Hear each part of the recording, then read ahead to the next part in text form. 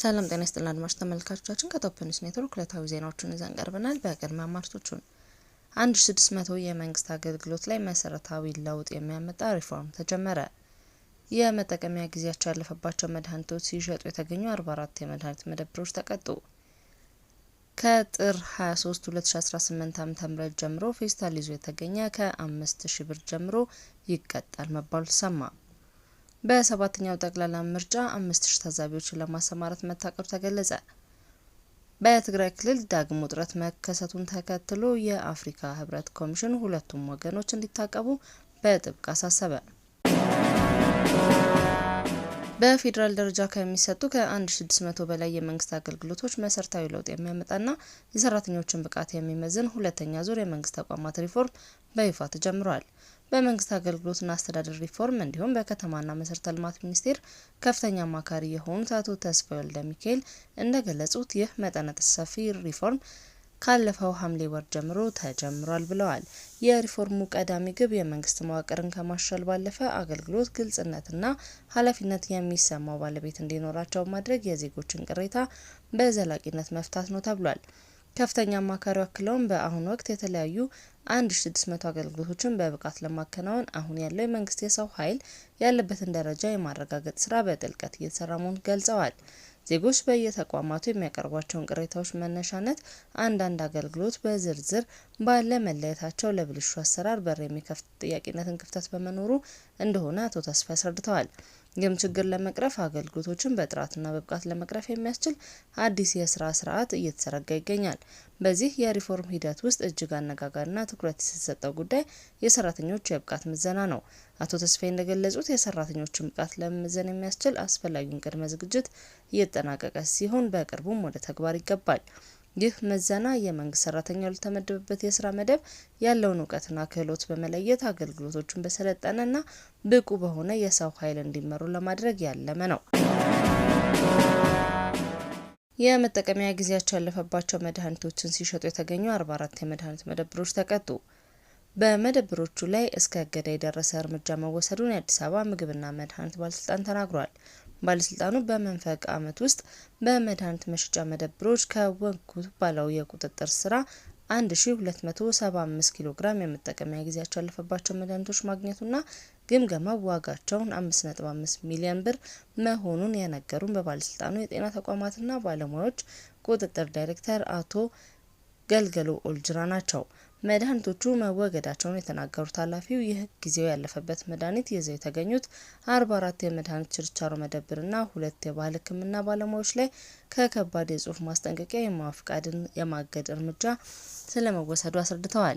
በዚህም በአዲስ አበባ ከተማ ብቻ 112 ከአነስተኛ እስከ ከፍተኛ ደረጃ ያሉ የጤና ተቋማት አንድን ሕክምና ለመስጠት በሚያስችላቸው ቁመና ላይ ባለመገኘታቸው በየደረጃው እስከ ታች በሚል በባለስልጣኑ ከባድ የጽሁፍ ማስጠንቀቂያ ገሚሶቹ ሲሰጣቸው፣ ገሚሶቹ ደግሞ የማያፍቃዳቸው ታግዷልም ተብሏል።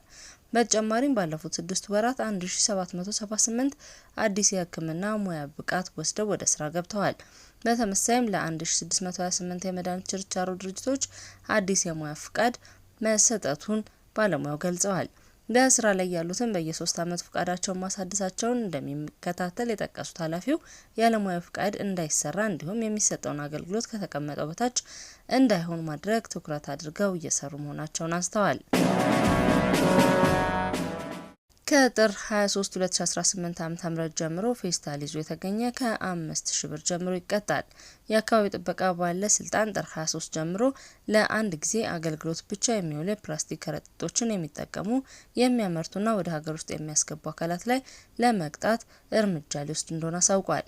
ለአንድ ጊዜ አገልግሎት ብቻ የሚውሉ የፕላስቲክ ምርቶችን ማምረት፣ ወደ ሀገር ውስጥ ማስገባትና ይዞ መገኘትን የሚከለክለው አዋጅ ከሐምሌ 23 2017 ዓ.ም ጀምሮ የጸደቀ ቢሆንም ባለስልጣኑ የ6 ወራት የሽግግር ጊዜ ሰጥቶ መቆየቱ ተገልጿል።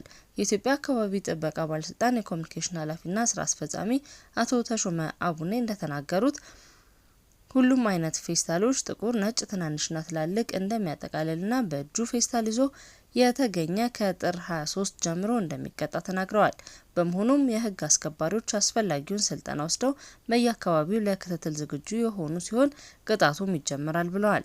ህጉን ተላልፎ በሚገኝ ማንኛውም አካል ላይ በእጅ የተገኘ ግለሰብ ከ2000 እስከ 5000 ብር ቅጣት፣ ለአምራቾች አከማቾችና አከፋፋዮች ከ50,000 እስከ 200,000 ብር ቅጣት እስከ 5 ዓመት የሚያደርስም ጽኑ እስራት እንደሚያስቀጣ አቶ ተሾመ አቡኔ ጨምረው ተናግረዋል። በሰባተኛው ጠቅላላ ምርጫ 5000 ታዛቢዎችን ለማሰማራት መታቀዱ ተገልጿል። በሰባተኛው ጠቅላላ ምርጫ 5000 ታዛቢዎችን ለማሰማራት መታቀዱን የኢትዮጵያ የሲቪል ማህበራት ድርጅቶች ህብረት ለምርጫ ዋና ዳይሬክተር አቶ አበራ ኃይለማርያም ናቸው። ከ5000 ታዛቢዎች 5590 የሚሆኑት በቅርቡ ወደ ስራ እንደሚገቡ አንስተው 3000 የሚሆኑት ደግሞ ምርጫው በሚካሄድበት ዕለት ከንጋቱ 11 ሰዓት ተኩል እስከ 12 ሰዓት ቁጭ ብለው የሚታዘቡ ሲሆን 2000 የሚሆኑት ደግሞ ተዘዋውረው የሚታዘቡ መሆናቸው ጠቁሟል። የምርጫ ታዛቢዎችን አቅም ለመለየት ከዚህ በፊት በተካሄደው ምርጫ ተግዳሮት እንደነበር አንስተው አሁን ላይ መሰል ችግሮችን ለመፍታት እንደሚሰራም ጠቁመዋል። ይካሄዳል ተብሎ በሚጠበቀው ሰባተኛው ጠቅላላ ምርጫ አሁን የተዘረጋው የቴክኖሎጂ አሰራር የተለያዩ ስራዎችን ለማቅለል አስተዋጽኦ እንደሚኖረው ጠቁመዋል። አክለውም ማህበሩ በምርጫ ሂደት ውስጥ የመራጮችን ቁጥር በጥናት ለይቶ ለመስራት የበጀት እጥረት እንቅፋት እንደሆነበትም አንስተዋል። በሚካሄደው ምርጫ ላይ መራጮች ድምጽ ለመስጠት ተመዝግበው ካርድ ከወሰዱ በኋላ ይምረጡ አይምረጡ የሚታወቅ ነገር አለመኖሩን ገልጸዋል።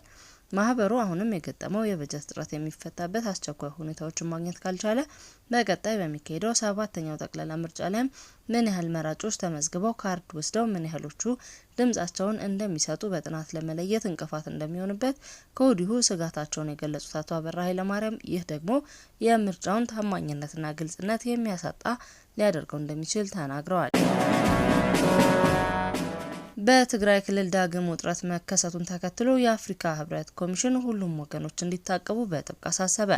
በትግራይ ክልል ውጥረት እያናረ መምጣቱን በአንዳንድ የክልሉ አካባቢዎች ዳግም ግጭት መቀስቀሱን የሚጠቁሙ ሪፖርቶች መውጣታቸውን ተከትሎ የአፍሪካ ህብረት ኮሚሽን ሊቀመንበር መሐመድ አሊ የሱፍ ሁሉም ወገኖች እንዲታቀቡ ጥሪ አቅርበዋል።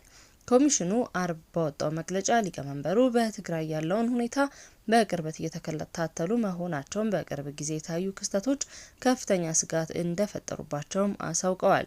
በፌዴራል መንግስትና በህዝባዊ ወያኔ ሓርነት ትግራይ መካከል ጥቅምት 2015 በፕሪቶሪያ የተፈረመውና በአፍሪካ ህብረት የሚመራው የዘላቂ ግጭት ማቆም ስምምነትን ተከትሎ የተገኙ በከባድ መስዋዕትነት የመጡ ድሎችን መጠበቅ እጅግ አስፈላጊ መሆኑን ሊቀመንበሩ ዳግም አጽንኦት ሰጥተውበታል። ሊቀመንበሩ ሁሉም ወገኖች መተማመንን ሊሸረሽሩ ከሚችሉ ድርጊቶች እንዲቆጠቡና ያልተቋጩ ጉዳዮችን ገንቢ በሆነ ውይይት እንዲሁም የፕሪቶሪያውን ስምምነት ግዴታዎችና መንፈስ ሙሉ በሙሉ በተከተለ መልኩ እንዲፈቱ ጥሪ አቅርበዋል።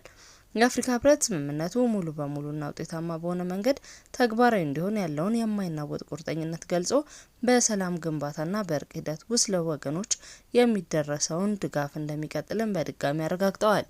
አድማጭ ተመልካቾቻችን ከቶፕ ኒውስ ኔትወርክ ለዕለቱ ያዝናቸው ዜናዎች እነዚህ ነበሩ። መልካም ቆይታ።